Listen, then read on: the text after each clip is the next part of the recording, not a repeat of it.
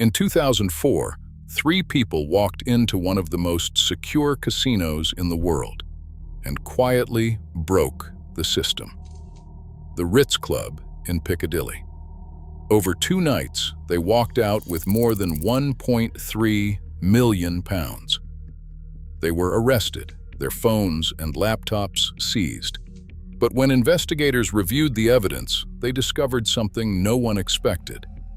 No law had actually been broken. And what these three used to beat the house, no casino in the world had ever seen coming.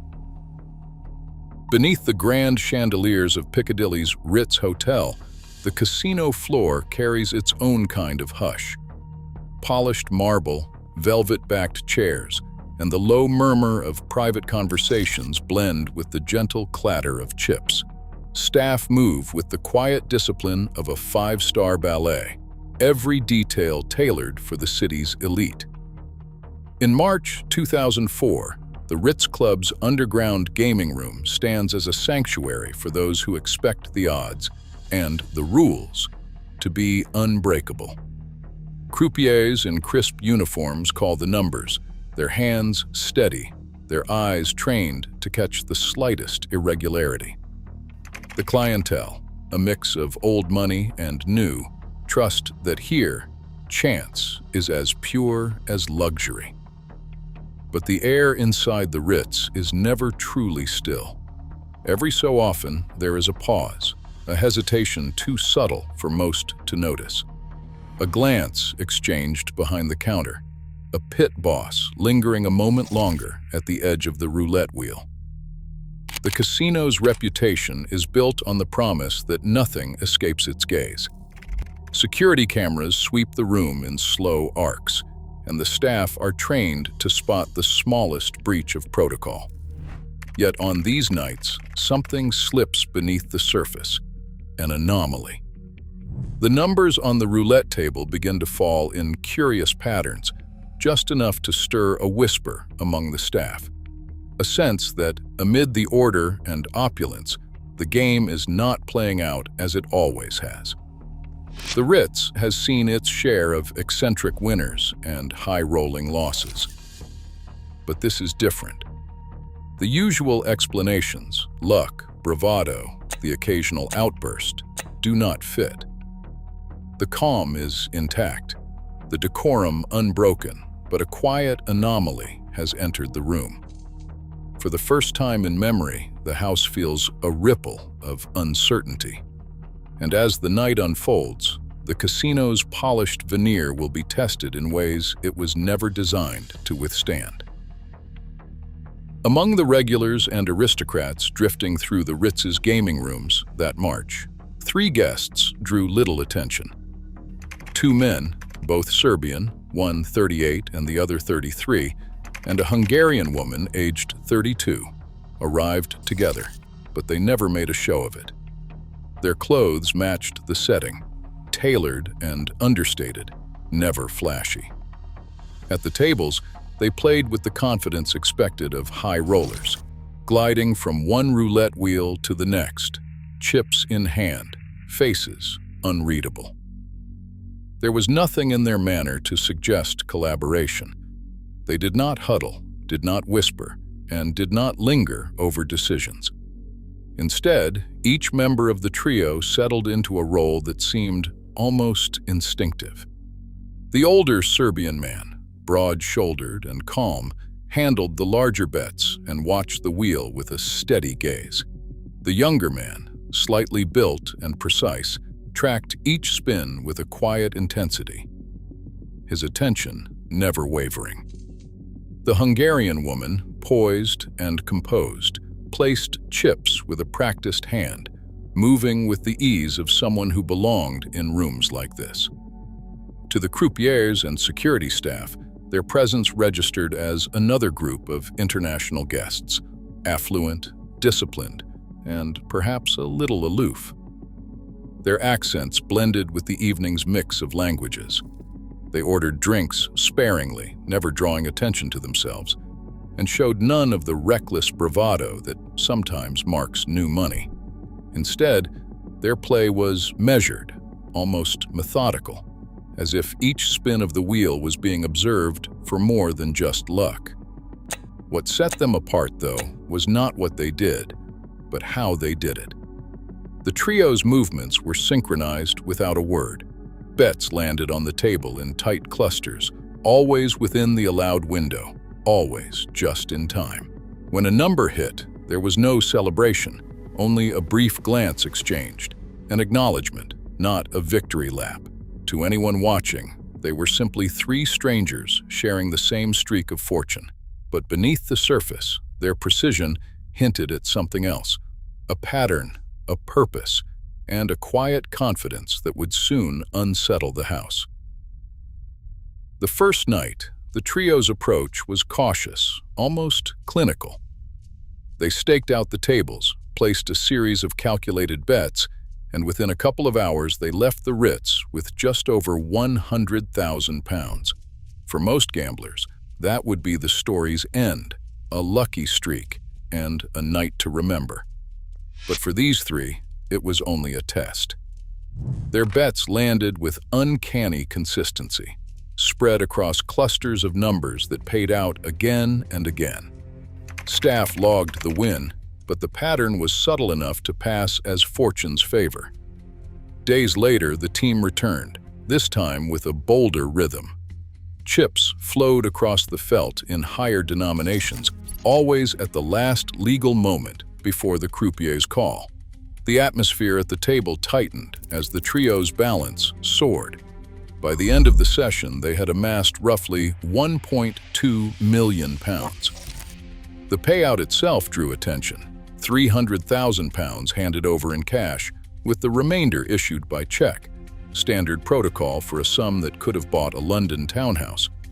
Surveillance teams flagged the session for review, noting that the group's wins did not follow the usual arcs of luck or loss. Their betting style was too precise, their reactions too muted. Not a single celebration, not a single tell. Within hours, the casino's internal audit triggered a deeper investigation.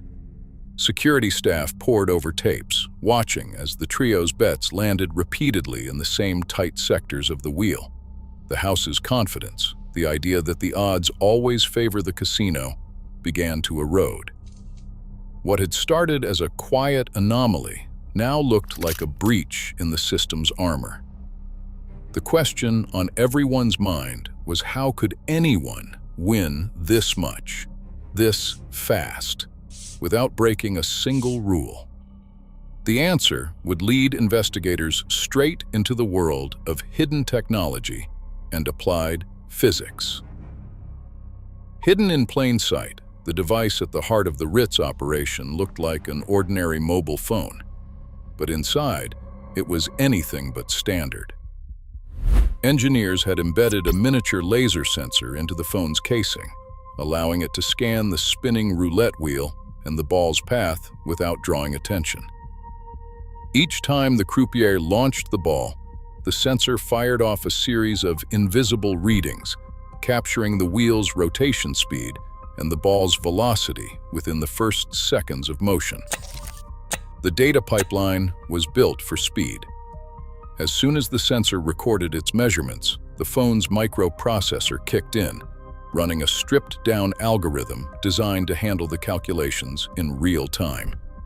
In some reconstructions, the raw timing marks could be transmitted via Bluetooth to a nearby laptop, but the core processing often happened right inside the phone.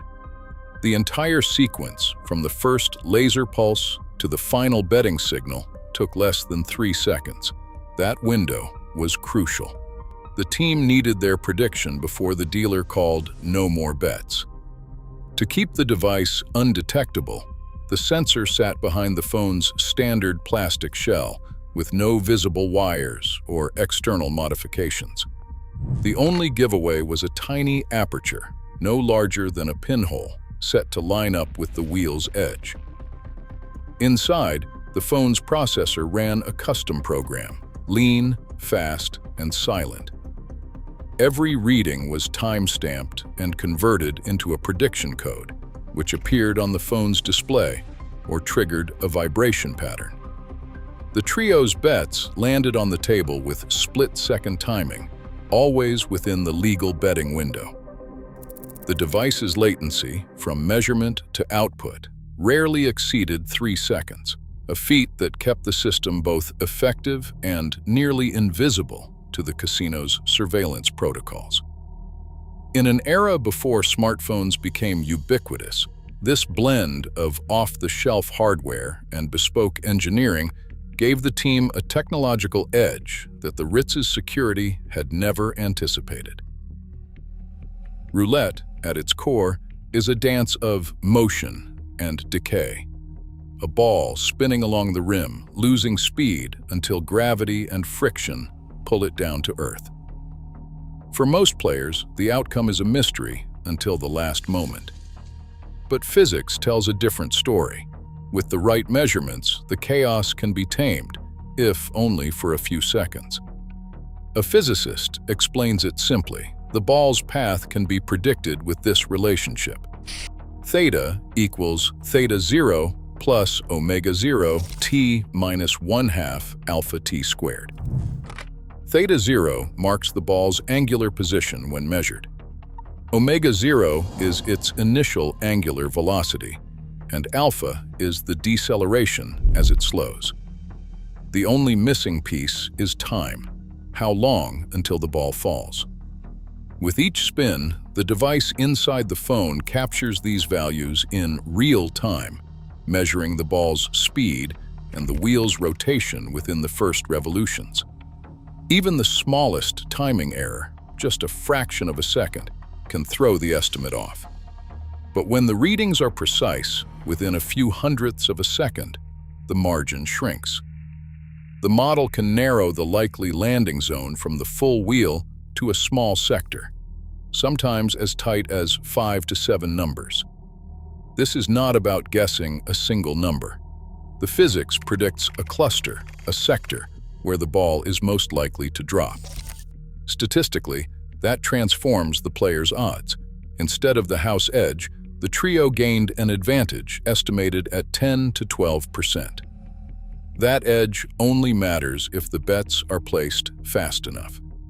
The calculations must finish before the croupier closes the window. Every second counts. The team's success depended not just on the math, but on their ability to act before the opportunity vanished. In those brief moments, roulette was no longer a game of pure chance. It became a problem of measurement, prediction, and execution. Every spin at the Ritz began with a silent countdown. The ball left the croupier's hand, and in that instant, the clock started ticking. For the trio, everything hinged on a narrow window, 2, maybe 3 seconds, before the dealer's voice cut through with the words, "No more bets." That was all the time they had to turn raw data into money. The choreography was wordless. The older Serbian man never took his eyes off the wheel, his posture unchanging as the ball raced along the rim. The younger man, phone in hand below the table's edge, tapped a button the moment the ball passed a fixed point. Instantly, the device crunched the numbers, calculating speed, deceleration, and the arc of the ball as it began to slow. On the phone's display, a simple signal appeared: a sector, a cluster, a target. Sometimes just a vibration, barely noticeable to anyone else. The Hungarian woman moved next, chips ready, her hand steady as she placed bets in a tight cluster across the felt. No hesitation, no wasted motion. Each chip landed on a neighboring number, always inside the legal window. The croupier's call came a heartbeat later, sealing the bets. To the rest of the table, it looked like perfect timing, nothing more than a gambler trusting her gut at the last second. But behind that calm, the team's entire advantage depended on speed. The calculations had to finish before the betting closed, and the bets had to be down before the window snapped shut. There was no room for error, no chance to double-check. Each round was a test of nerves and precision, played out in silence while the rest of the room watched the wheel spin, oblivious to the invisible race against time. Surveillance officers worked through the night, replaying footage from every angle. In the control room, the same sequence played out again and again. 3 players, moving with clockwork precision, placing their bets at the last possible moment. The numbers kept falling in their favor, and the sums at stake were unlike anything the Ritz had seen in years. By the time the audit was complete, the pattern was impossible to ignore. The system that watched over the casino, cameras, logs, and staff reports, now turned its focus on the guests who had quietly broken the house's rhythm. The call to Scotland Yard came before sunrise. Metropolitan Police arrived at the Ritz Hotel, moving with the same practiced calm as the casino's own staff. The trio was located in a suite upstairs. Officers entered quietly and began their search. Inside the room, they found a stack of freshly issued casino checks, over £300,000 in cash, and a collection of mobile phones, one with an unusual weight and a fine pinhole in the casing. A laptop and a set of international travel documents completed the inventory. The police boxed up every item of interest: phones, laptop, cash, checks, even the players' handwritten notes. The suspects were escorted downstairs, past the velvet ropes and marble columns, into waiting cars. Security staff handed over the surveillance logs and tapes, and the casino's gaming floor returned to its usual calm, but the sense of control had shifted. For the first time, the Ritz's security apparatus was on the defensive, forced to prove that the system could still protect the house. The evidence collected that morning would become the center of a legal debate that would stretch far beyond the casino's walls. The investigation reached a standstill, not in the casino, but in the courtroom. Under the Gaming Act of 1845, the law defined cheating as using a device to interfere with the outcome of a game. Prosecutors faced a dilemma. The trio's equipment did not tamper with the wheel or ball, nor did it communicate with any casino system. Instead, it simply measured, collecting data on the spin, calculating probabilities, and guiding bets in real time. A gaming law expert explains the gap. The statute targeted devices that physically altered the game or deceived the house, not tools that observed and analyzed. The wording left a blind spot. As long as the device did not influence the wheel's mechanics, it fell outside the law's reach. The expert notes the law was written for loaded dice and marked cards, not for microprocessors and lasers hidden in a mobile phone. Police and prosecutors reviewed the evidence and consulted with the gambling board. The conclusion was clear. While the technology gave the players an edge, it did not meet the legal definition of cheating. No charges could be filed. The case exposed a statutory loophole, one that left the casino industry scrambling to catch up with advances in technology. For the Ritz, and for every casino watching, the message was unmistakable. The rules of the game had changed, and the law had not kept pace. Casinos across London and beyond watched the Ritz case unfold with a mix of disbelief and alarm. In the months after the incident, the industry responded in ways that went far deeper than a single investigation. Roulette wheels that had served for years were quietly retired. New models arrived with redesigned ball tracks and tighter tolerances, aimed at disrupting any pattern that technology might exploit. The old belief that a well-made wheel was immune to prediction no longer held. On the gaming floor, policies changed almost overnight. Electronic devices, once as common as a mobile phone or a digital watch, were now subject to strict bans. Notices appeared at entrances: no phones, no smartwatches, no unauthorized electronics. Security teams began using portable radio frequency detectors, scanning for hidden transmitters or wireless signals at the tables. Staff underwent new rounds of training, learning to spot not just sleight of hand, but the subtle choreography of technologically assisted play. A casino security consultant, brought in after the Ritz affair, describes the shift as a wake-up call. The focus moved from catching cheats to anticipating the next leap in technology. Surveillance systems were upgraded with higher resolution cameras and real-time analytics, able to flag not just suspicious behavior, but the timing and clustering of bets that might signal algorithmic play. At industry conferences, the Ritz case became a reference point, a lesson in how quickly the rules can change when innovation meets opportunity. No single measure could promise perfect security. But the aftermath left its mark. Wheels replaced, device bans enforced, and a new vigilance that reached far beyond the Ritz's marble halls. For casinos, the lesson was clear. The game would never again be as simple as chance versus luck. From that point on, intelligence, human and artificial, would always be a player at the table. Today, algorithms and edge cases quietly shape every system: casinos, markets, even justice. The real vulnerability isn't in the wheel, but in the rules themselves. What counts as cheating when intelligence outpaces regulation? As technology advances, the line blurs further.